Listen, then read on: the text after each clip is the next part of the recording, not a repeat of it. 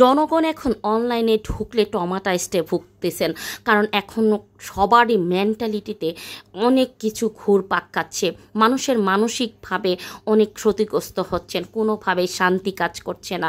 দিন শেষে যত অশান্তি, যত সমস্যা, যত টেনশন সব কিছু বাদ দিয়ে মানুষ একটু অনলাইনে ঢুকে যে একটু বিনোদন বা যে কোনো জিনিস দেখে বা একটু নাটক সিনেমা দেখে শান্তি পাবে, কোনো কিছু দেখে আপনি শান্তি পাবেন না। চলছে একের পর এক ড্রামা। আমাদের অনলাইনটা হয়ে গেছে একটা হজবরল।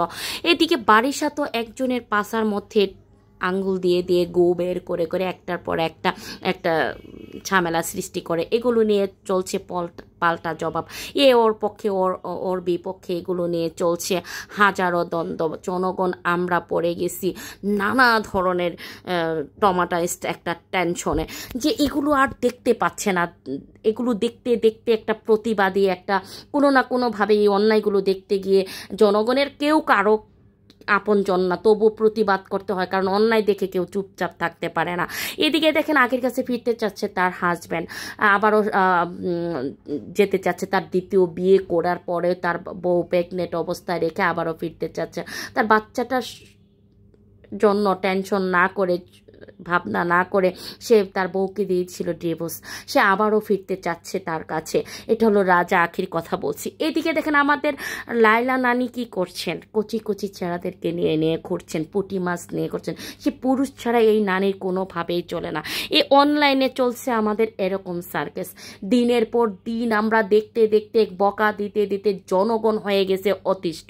এই জনগণ এগুলো দেখতে দেখতে ট্রমাটাইজড হয়ে গেছে, সারাক্ষণ ব্রেনে এগুলোই কাজ করে।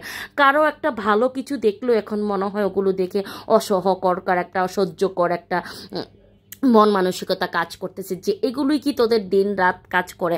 যখন ধরেন আমি কোনো প্রতিবাদী ভিডিও বানাই, এগুলো নিয়ে যে ভিডিও বানাচ্ছি এটা নিয়েও আমাকে সবাই বকা দিচ্ছে, কারণ মানুষ এগুলো দেখতে দেখতে দেখতে দেখতে এখন আসলে জনগণ খুবই ট্রমাটাইজডে ভুগতেছে, টেনশনে, মানে মানসিকভাবে না ক্ষতিগ্রস্ত সবাই।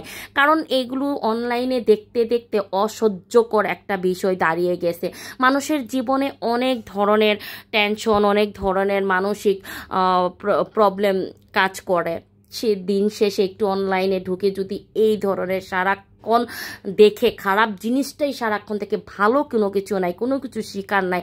আমাদের বাংলাদেশে এগুলো সারাক্ষণ একটার পর একটা সব কিছুতে বিজনেস, অন্যায়, অবিচার, স্বার্থবাদিতা সব কিছু যেন একদম ঘিরে ধরেছে। এগুলো দেখতে দেখতে জনগণের মাইন্ড একবারে হয়ে গেছে রুক্ষ, একদম হয়ে গেছে ট্রমাটাইজড একটা রোগী, মানে টেনশনের একটা রোগী। এখন আর ভালো কোনো কিছুই ব্রেনে কাজ করে না। এদেরকে দেখতে দেখতে একদম বকা চলে আসে সবার। কি বলবো, বলার ভাষা নেই। সবাই ভালো থাকবেন। আমার সাথে একমত হলে অবশ্যই কমেন্ট করে জানাবেন। সবাই অনেক বেশি ভালো থাকবেন। অনেক অনেক দোয়া ও ভালোবাসা রইল। আমার জন্য দোয়া করবেন। আল্লাহ হাফেজ।